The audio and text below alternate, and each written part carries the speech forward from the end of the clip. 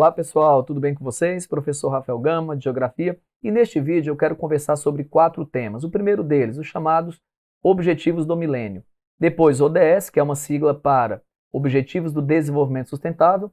Vamos falar também sobre o chamado consumo global e, por fim, as certificações ambientais. Então dá uma olhada, na tela aí vai aparecer a chamada Cúpula do Milênio, que aconteceu na sede da ONU em Nova York, nos Estados Unidos, no ano 2000, contou com a participação de vários países e ali foi produzida a chamada Declaração do Milênio, que consta com 2 grandes objetivos. O primeiro deles, a erradicação da pobreza, ou seja, reduzir a pobreza e, quem sabe, até acabar com ela. E o segundo objetivo, a questão da sustentabilidade ambiental. Lembrando que o conceito de desenvolvimento sustentável é aquele que diz que pode haver sim um uso econômico, comercial dos recursos naturais. Agora, esse uso tem que ser racional, inteligente, que não venha a degradar esses recursos e que não só a geração presente possa utilizar, mas que as gerações futuras também possam fazer uso desses mesmos recursos. Além disso, nessa declaração do milênio, nessa cúpula do milênio, foi produzida ali também, ganhou força, o chamado 8 jeitos de mudar o mundo, como ficou conhecido no Brasil. A gente chama também de 8 metas do milênio. Dá uma olhada que vai aparecer aí na tela. A meta número 1 é a redução da pobreza, exatamente, porque não existe desenvolvimento sustentável, gente, sem combate à miséria e à pobreza. Além disso, a 2 é atingir o ensino básico universal, ou seja, todas as crianças em idade escolar devem de fato estar na escola, então combater a chamada evasão escolar, o abandono escolar. Número 3, nós temos a igualdade entre os sexos, homens e mulheres. Então aquela questão das mulheres que já tem uma luta muito grande ali na questão dos mesmos salários, em condições iguais de trabalho, e uma questão também da autonomia das mulheres. O número 4, nós temos uma redução da mortalidade na infância, sobretudo a chamada mortalidade infantil. Número 5, zelar, cuidar da saúde das mulheres gestantes, das mulheres grávidas. 6, tentar combater doenças como AIDS, HIV, malária, entre outras. 7, tem tudo a ver com a aula agora, que é a questão da sustentabilidade do planeta. E 8, estabelecer uma parceria visando o desenvolvimento entre os países. E aí dá uma olhada no chamado ODS, Objetivos do Desenvolvimento Sustentável. Não é que a gente abriu mão do chamado 8 jeitos ali, ou 8 jeitos de mudar o mundo. Não. As 8 metas do milênio ali, elas continuam. Agora, o que foi feito é que nós agregamos, tá? Houve uma agregação de mais objetivos, de mais metas, principalmente ligadas à questão do desenvolvimento sustentável. Então, só para dar um exemplo, aí o número 5, que está aparecendo na tela, continua sendo a igualdade de gênero, que, claro, aqui era representado pelo número 3. Está dando uma olhada? Ó? Então, nas 8 metas do milênio, o 3 era igualdade entre homens e mulheres. Isso continua, só que agora é o número 5 que está aparecendo para vocês. Então, ninguém abriu mão das 8 metas do milênio. O que nós temos foi agregar mais metas e agora nós temos 17, ok? A gente tem que lembrar também que uma das formas de ter o desenvolvimento sustentável, garantir uma resolução desses problemas sociais, é contar com uma participação cada vez maior do chamado terceiro setor. Só que se existe o terceiro, a gente tem que saber antes quem é o primeiro e quem é o segundo setor. Então, o primeiro setor, gente, é o estatal, é o público, é aquele ligado ao governo. O segundo setor é aquele ligado à iniciativa privada, então são empresas que querem ganhar dinheiro, têm fins lucrativos. Já o terceiro setor trabalha exatamente com aquela ideia de empresas ou fundações, institutos, organizações não governamentais, as ONGs. Então, exemplo, Greenpeace, WWF, os médicos ali sem fronteiras. Então, eles querem resolver, eles possuem foco nos problemas sociais. Entre esses problemas, nós temos, por exemplo, o problema ambiental. Eu só tenho cuidado aqui para que você não venha a confundir o primeiro setor aí com aquele chamado setor primário da economia, que não tem nada a ver. O setor primário é agricultura, pecuária e extrativismo. O segundo setor aí, que é o privado, não confunda também com aquele setor secundário da economia, que é a industrialização. E não confundir o terceiro setor aí das ONGs, sem fins lucrativos, a filantropia, que a gente está trabalhando agora, com o chamado setor terciário, que é o comércio e o serviço.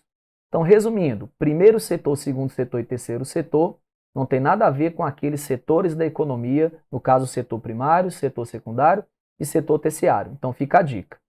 Dá uma olhada na próxima imagem. Vamos falar agora sobre os movimentos sociais, que são ações coletivas.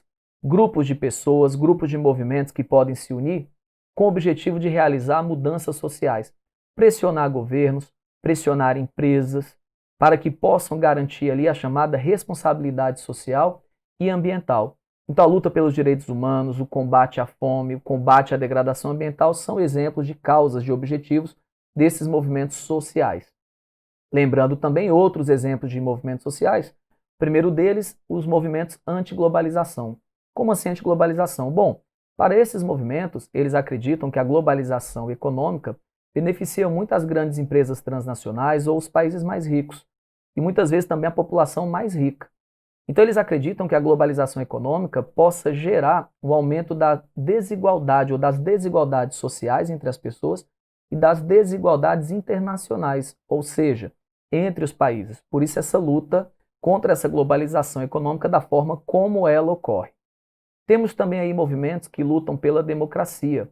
Então deixa eu te dar um exemplo. Estudantes, jovens que saíram às ruas ali em 2011, 12 na Tunísia, no Egito, depois na Síria, chamada Primavera Árabe, lutando ali pela democracia, querendo derrubar governos que eles julgavam serem ditatoriais, ou seja, governos autoritários.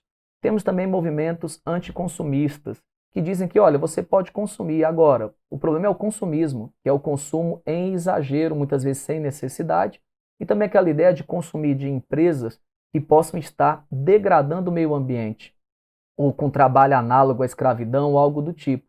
Então, que você deveria não comprar dessas empresas. Então, faz parte da luta desses movimentos anticonsumistas.